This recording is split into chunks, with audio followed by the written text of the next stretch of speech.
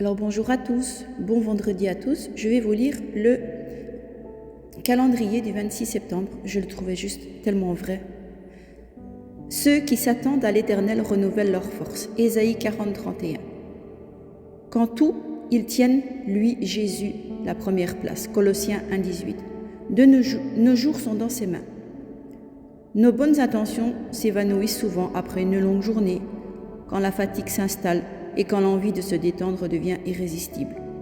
On ressent comme un besoin de se vider la tête, et pour cela, rien de plus facile. Netflix, réseaux sociaux ou des jeux vidéo pour les plus jeunes et tant d'autres choses encore sont là pour ça.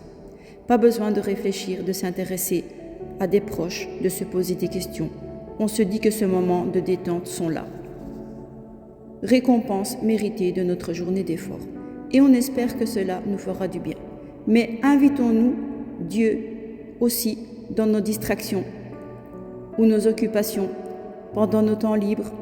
Bien sûr, le repos et la détente ont leur place, mais Dieu nous encourage à utiliser notre temps avec sagesse. Mes temps sont en tes mains, disait David dans le psaume 31, verset 16.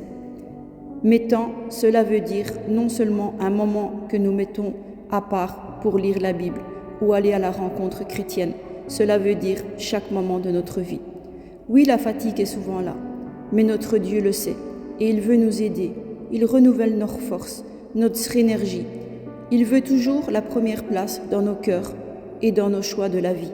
Prions-le pour lui demander de nous aider à l'honorer dans toutes nos circonstances, y compris dans les moments récréatifs.